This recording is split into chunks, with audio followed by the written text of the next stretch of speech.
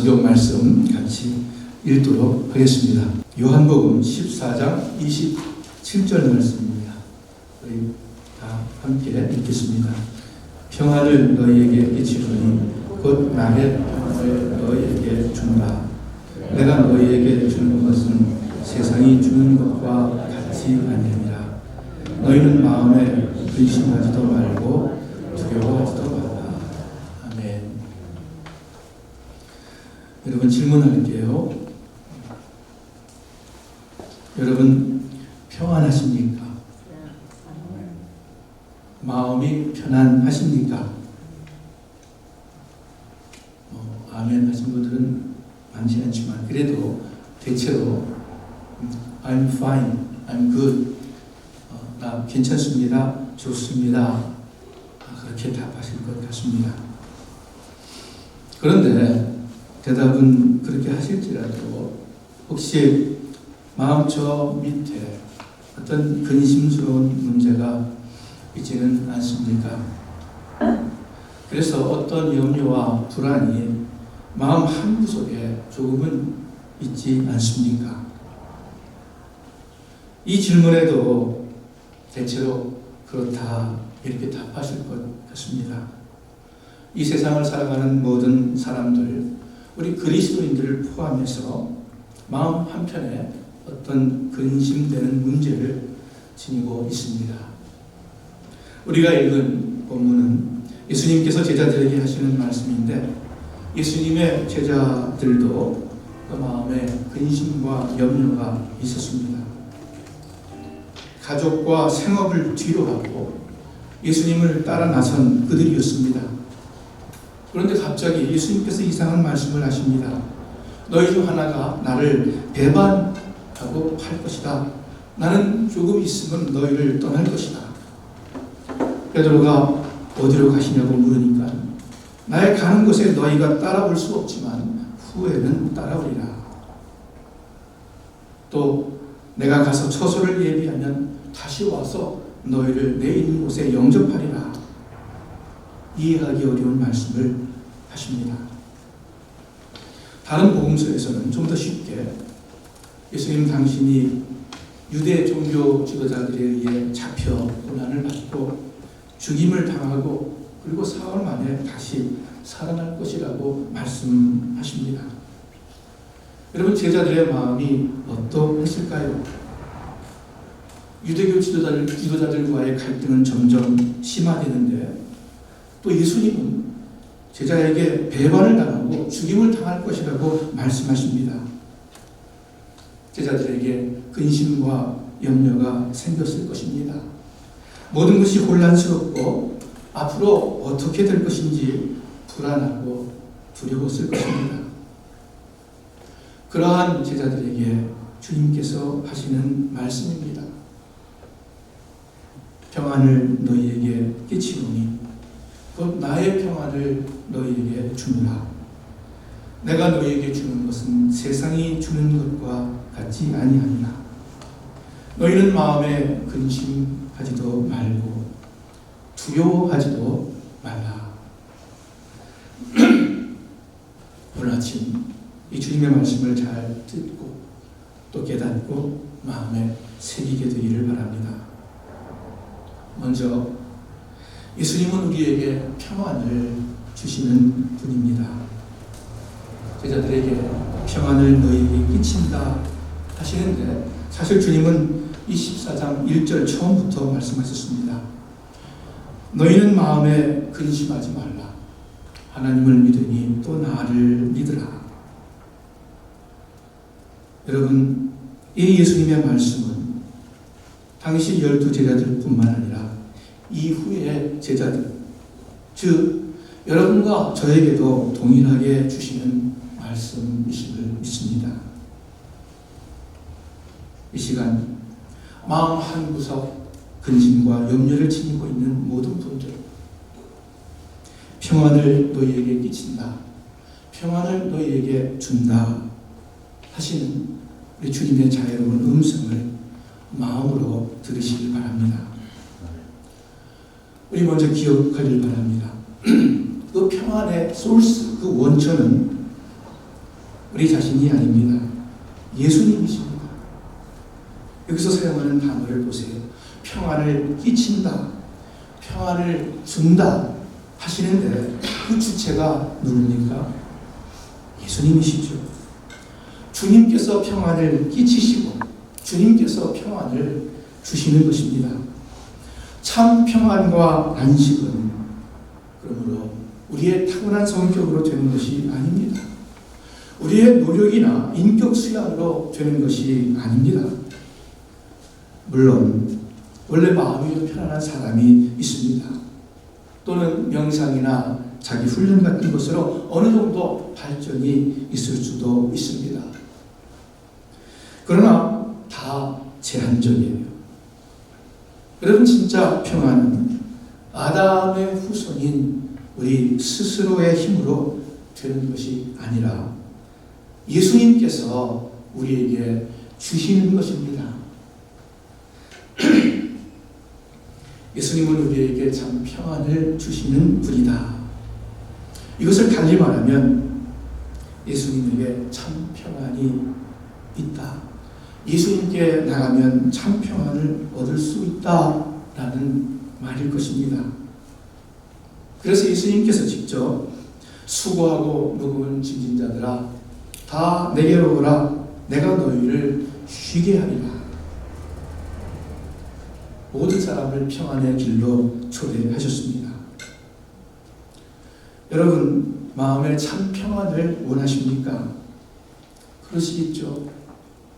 마음의 쉼보다 더 좋은 것이 어디 있으며 더 큰 복이 어디 있겠습니까? 모든 사람들이 살아가면서 결국은 마음의 참 평안과 안식을 추구하는 것 아닙니까? 그렇다면 예수님께 나오시길 바랍니다. 예수님께 더 가까이 나오시길 바랍니다.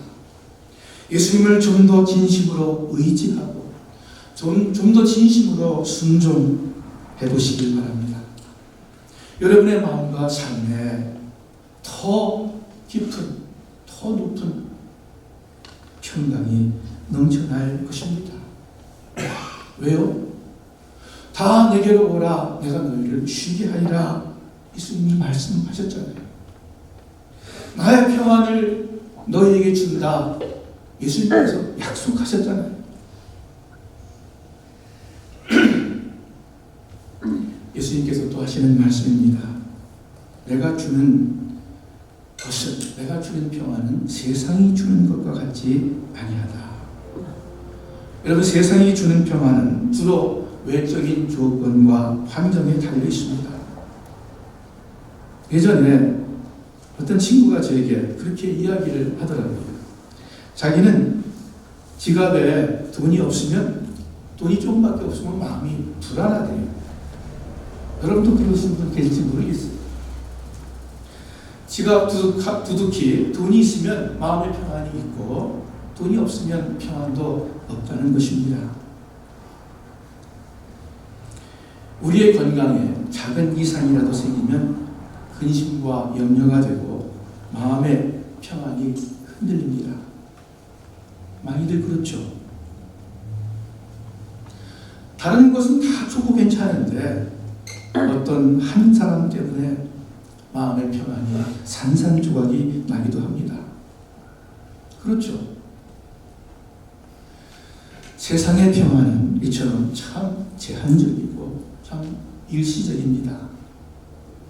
그러나 예수님께서 주시는 평안은 어떠한 조건과 환경에도 좌우되지 않습니다. 모든 것을 초월하는 한결같은 평안입니다. 바울과 실라가 빌립보라는 도시에서 복음을 전하다가 잡혀서 실컷 매를 맞고 깊은 감옥에 갇혔습니다. 그런데 한밤중에 그 깊고 어두운 감옥으로부터 아름다운 노랫소리가 들리는데 이 두 사도가 하나님을 찬미하는 소리였습니다. 죄수들이 그들의 찬미 소리를 들었습니다.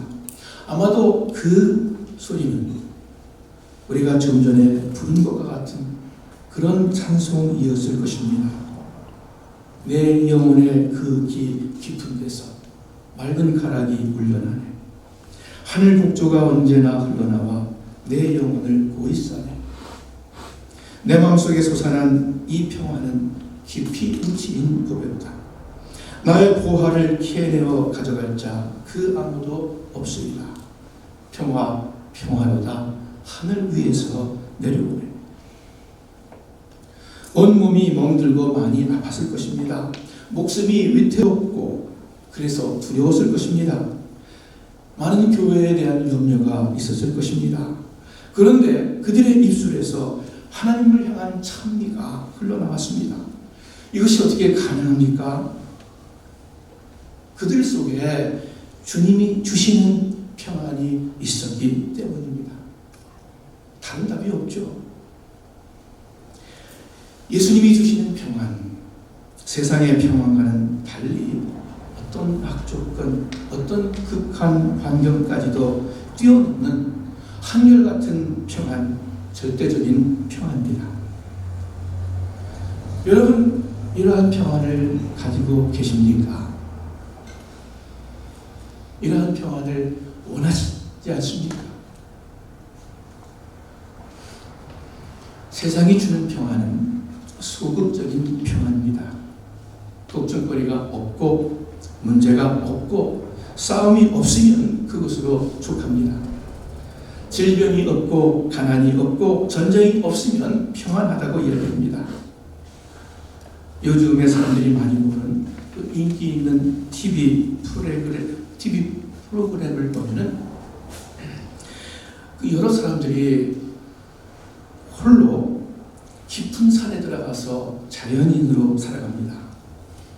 복잡한 세상을 떠나는 것이고 죄 많은 인간을 피하는 것이고 세속을 멀리하는 것입니다. 왜 그렇게 합니까? 나름대로 평안과 안식을 얻으려고 그렇게 하는 것 아닙니까? 예수님이 주시는 평안은 소극적이지 않고 적극적입니다. 단지 마음을 비우는 것이 아니라 마음을 새롭게 채우는 것입니다. 즉 주님의 평안은 갈등이 없는 것으로 끝나지 않고 그 갈등을 사랑으로 대체하는 것, 사랑으로 갈등을 이기는 것입니다.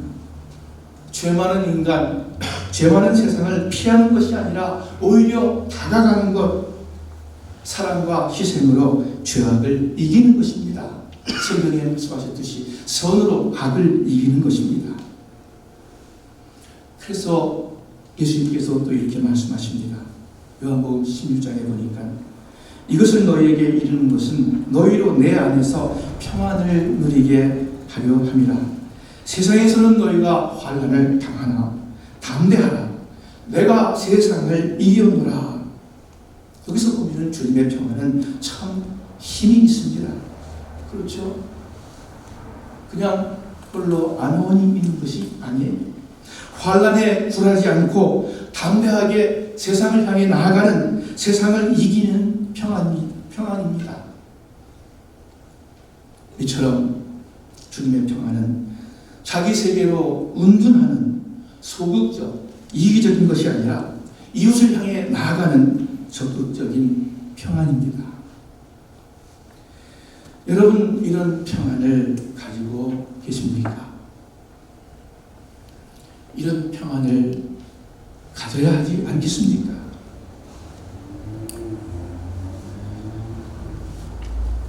이처럼 주님은 우리에게 평안을 주시는데 그 평안은 세상이 줄 수 없는 절대적인 평안이고 아주 담대한 평안입니다. 그래서 이것에 근거해서 주님께서 여러분과 저에게 권면하십니다. 그러므로 너희는 마음에 근심하지도 말고 두려워하지도 말라.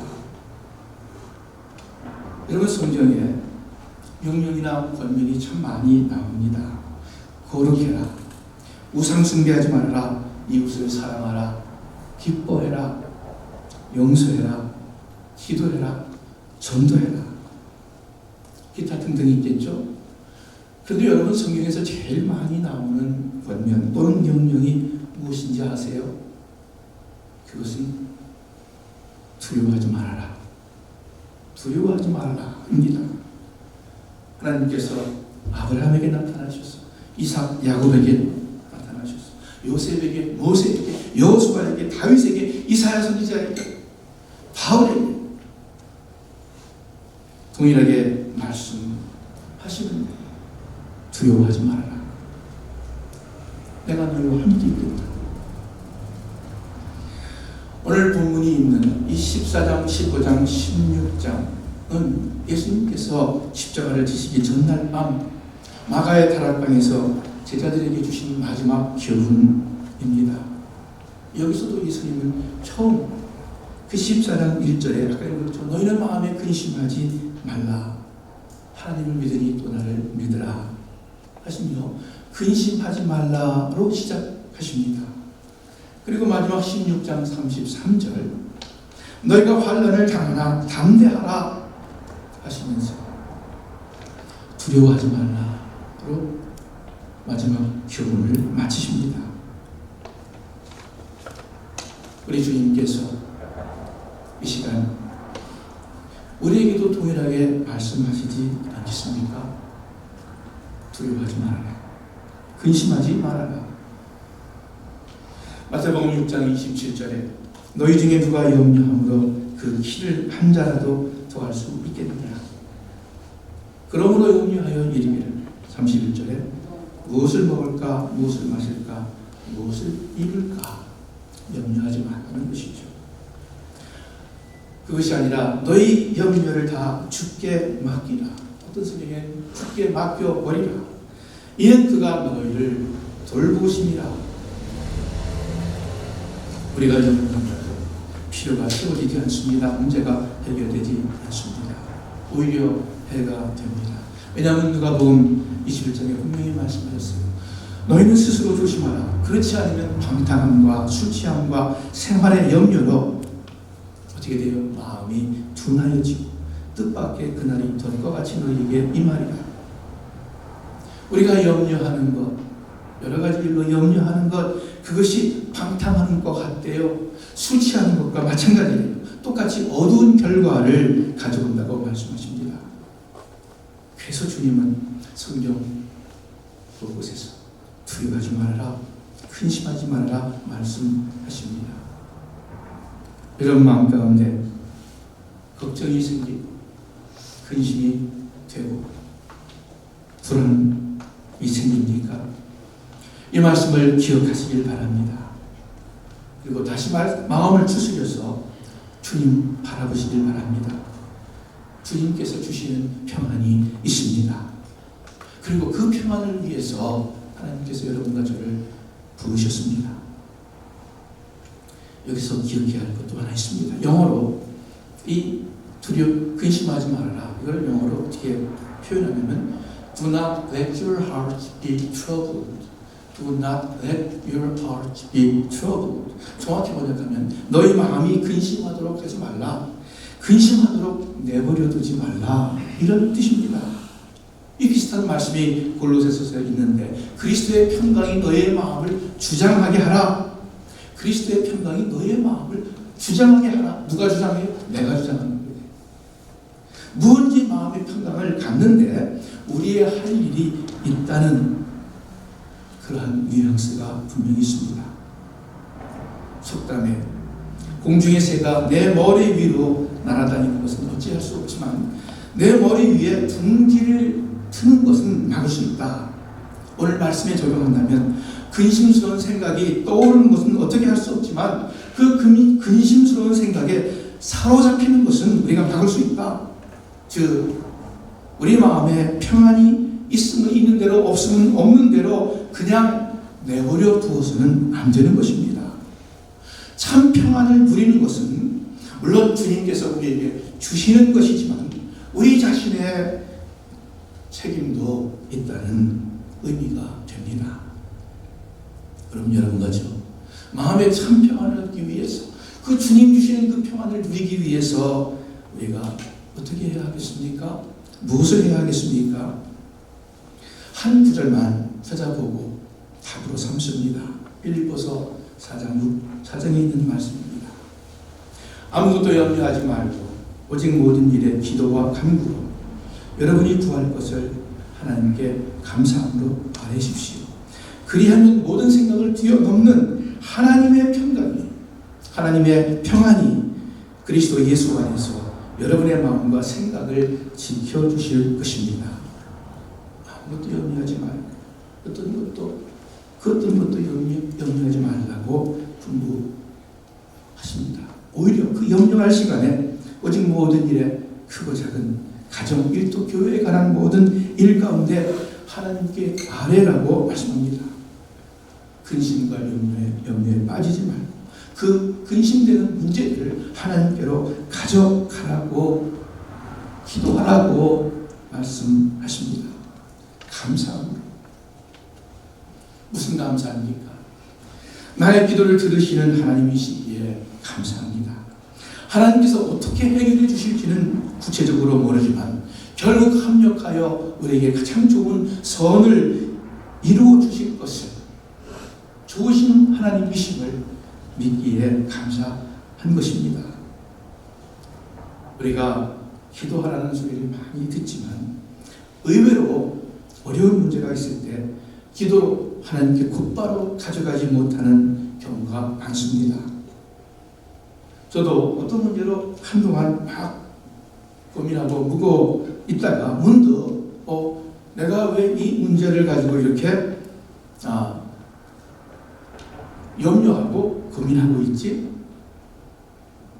문득 고민하고 있는 기도하지 않고 고민하고 있는 저 자신을 발견할 때가 있습니다. 그래서 오늘 말씀에 아무것도 염려하지 말고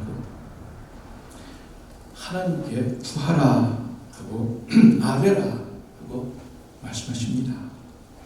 그러면 어떻게 돼요? 모든 생각을 뛰어넘는, 우리의 모든 지각을 뛰어넘는 하나님의 평강이 도저히 평안할 수 없는, 도저히 안식할 수 없는 그런 환경일지라도 모든 것을 뛰어넘는 하나님의 평강이 너의 마음과 생각을 지켜주실 것이다. 여러분, 근심과 염려가 있습니까? 마음 한편에 불안과 두려움이 있습니까? 또는 더 온전한 마음의 평강을 원하십니까? 진정으로 하나님께 기도하시길 바랍니다. 그러면 하나님의 평강이 임합니다. 예수님께서 주시는 평안이 여러분의 마음에 영향을 끼칩니다. 바울과 실라가 그 어두운 고통스러운 빌립보 감옥에서도 찬미의 노래를 부를 수 있었던 그 힘이, 그 이유가 무엇이겠습니까? 성경에 보니까 바울과 실라가 기도하고 하나님을 찬미하며 이렇게 말씀합니다. 하나님께 기도했을 때 그들 마음에 주님의 평안이 임했을 것입니다. 감사와 찬송이 그들 입술에서 절로 흘러나왔을 것입니다.